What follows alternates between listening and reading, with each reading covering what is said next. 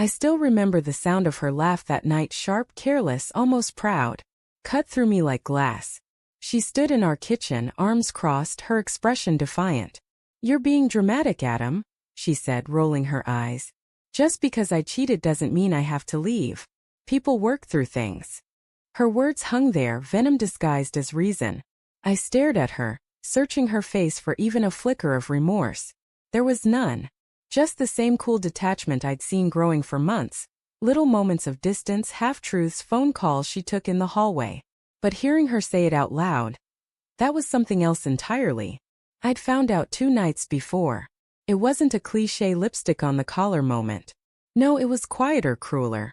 A late-night ping from her phone left face down on the couch while she showered. A message that flashed across the screen. "Last night was amazing. Same time tomorrow." The name was saved under Laura Work. But I knew instantly it wasn't a woman. The message before that confirmed it. "I miss your skin already." I didn't confront her right away. I sat there, the phone burning in my hand, the world spinning slower and sharper all at once. My stomach twisted with disbelief, my heart pounding so hard I could hear it. I scrolled screenshots, deleted chats, photos, plans made carefully while I worked overtime to pay for her new car. For 2 days I pretended everything was normal. I wanted to see if she'd confess. I watched her move around the house, humming to herself, texting when she thought I wasn't looking. Every smile she gave me felt like a lie, every touch a ghost of what used to be real. And then tonight when I finally asked her, "Are you seeing someone else, Claire?" She didn't even flinch. She just laughed. That laugh broke something in me.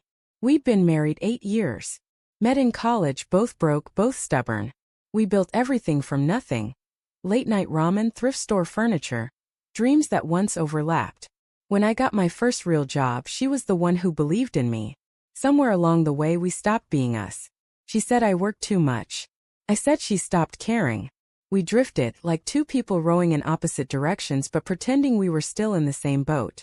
But even in our worst moments I never thought she'd betray me like that.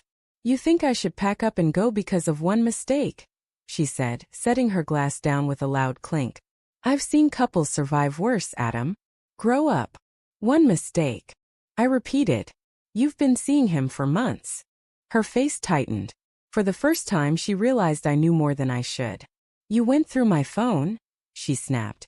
"I went through our phone bill," I said. "You're not even smart enough to hide your tracks." Her jaw clenched. "That's low." I laughed bitterly. "Low?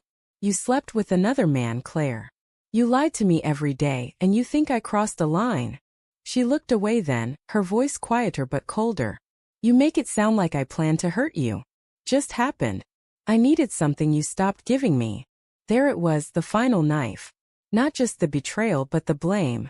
That night, she went to bed in the guest room. I sat in the living room for hours, staring at the framed photos on the shelf. Our wedding day, her laugh frozen in time, her hand gripping mine like we were unstoppable. I wondered what version of me she saw now. A fool? A burden? 3 a.m. I made my decision. If she wasn't going to leave, I would make sure she had to. For the next week I played along. I smiled, made small talk, even cooked dinner once, the old pasta she used to love. She eyed me cautiously, maybe thinking I'd calm down. But behind the scenes I was already setting things in motion. I met with our landlord, the lease was in my name. I called our bank and moved my savings into a separate account, quietly untying every financial knot that held us together. I found a small apartment downtown, nothing fancy, just mine. Then I called a lawyer. When the papers were ready, I didn't hand them to her right away. I waited until Friday night. She was dressed up, too dressed up, pretending it was a girls' night. I knew she was meeting him. I'd already seen the messages on our shared iCloud account. "Have fun," I said as she grabbed her purse. She froze for a second, studying me. "You're okay." "Better than ever." She smiled, that same careless smile that used to melt me, and walked out the door. While she was gone I packed her things. Not all of them, just enough to make a point. Clothes, toiletries, the jewelry I bought her last anniversary. I put them neatly in 2 suitcases by the front door.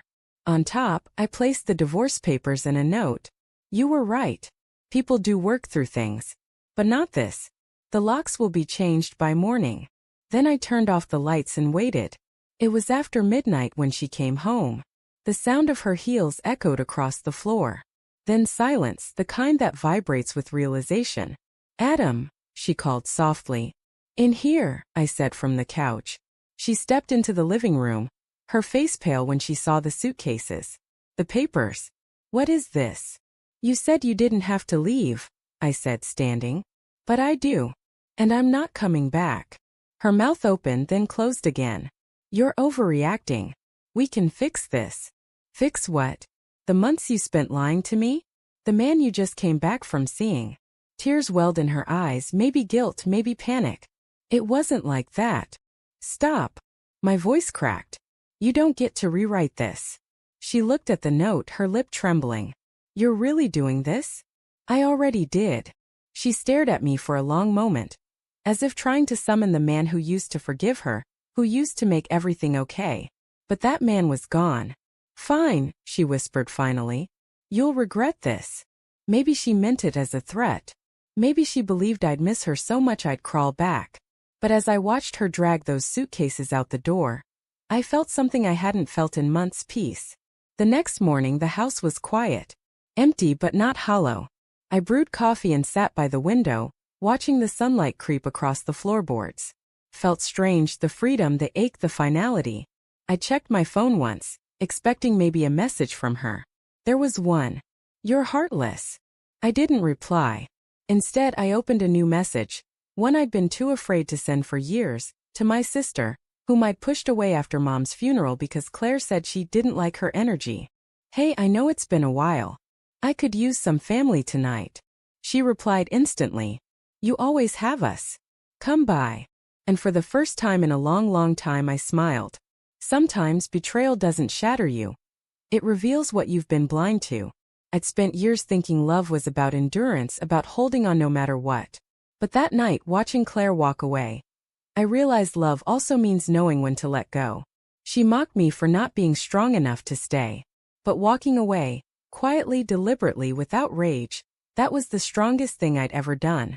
And as the sun rose on my first morning alone, I whispered to the empty room. You were wrong, Claire. You had your plans, but I had mine. Then I closed the door behind me and never looked back.